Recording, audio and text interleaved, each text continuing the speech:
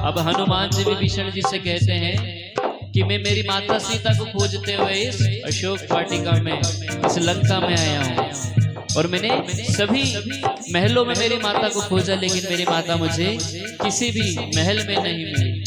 तो विभीषण जी बताते हैं कि आपकी माता इस वक्त अशोक वाटिका में है।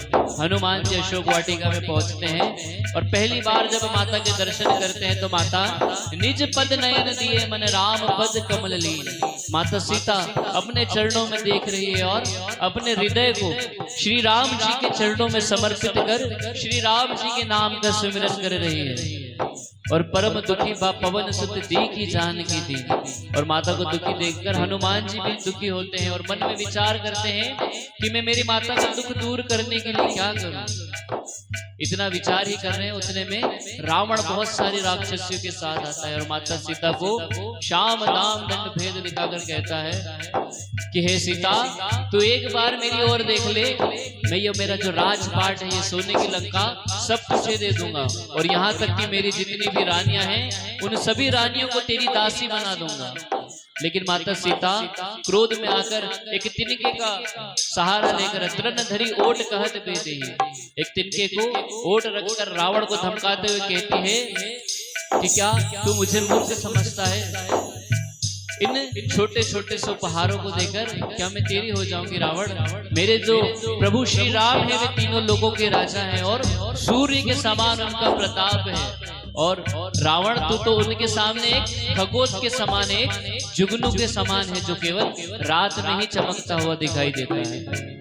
इतना सुनकर रावण को क्रोध आता है और रावण कहता है कि हे सीता, तू मेरा अपमान कर रही है, और मारने के लिए माता सीता को दौड़ता है। उसी समय त्रिजटा रावण को समझा बुझाकर जैसे तैसे वहां से भेजती है और रावण कहकर जाता है अगर 1 महीने के भीतर सीता तूने मेरी बात नहीं मानी तो ये चंद्रहास नाम के खड़ग से मैं तेरा सर काट दूंगा। अब यह बात सुनकर माता दुखी हो जाती है और कहती है कि अब लगता है मुझे मेरे श्री राम जी के दर्शन पुनः नहीं होंगे। लेकिन तभी एक त्रिजटा नाम की राक्षसी रहती है, वो भी श्री राम जी की भक्त रहती है। त्रिजटा नाम राक्षसी का राम चरण रति निपुण विवेक। सपने बोली सुनाई है सपना। सभी सखियों को बुलाकर कहते कि रात में मैंने एक सपना देखा कि सपने वानर लंका जारी। एक वानर ने पूरी लंका को जला डाला और जातु भान सेना सब मारी और सारी सेनाओं को भी मार डाला। खर आरूढ़ नगन 10 सीसा मुंडित सिर खंडित भुजबीषा। और रावण को एक गधे पर बिठाकर उसका मुंडन कर कर उसे दक्षिण की ओर भेज दिया। और नगर फिरे रघुवीर दुहाई तब प्रभु सीता बोली पठाई। और रावण को उस राजपाट से भगाकर अब विभीषण जी को पूरा राजपाट सौंपकर श्री विभीषण जी को राजा बनाकर चला गया। और हो ना हो ये सपना वो है सत्य गए दिन चारी। 4 दिन के भीतर भीतर ये सपना सत्य भी हो जाएगा।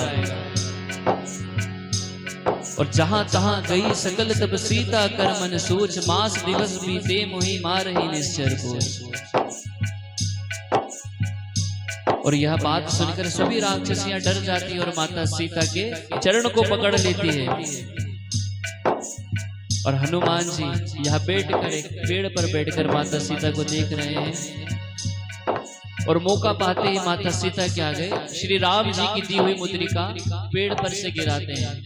माता जैसी उस मुद्रिका को देखती है तुरंत ही पहचान लेती है कि ये मुद्रिका श्री राम जी के हैं। लेकिन मन में विचार करती है जीती को सकई जय रघुराई। श्री राम जी के ऊपर विजय प्राप्त कर कर ये मुद्रिका श्री राम जी से कोई जीत नहीं सकता।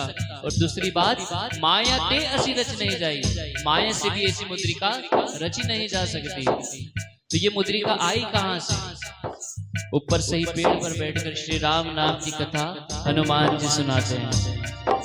श्री राम जय जय राम, श्री राम जय जय राम, श्री राम जय जय राम, श्री राम जय जय राम, श्री राम जय जय राम, श्री राम जय राम, श्री राम जय जय राम।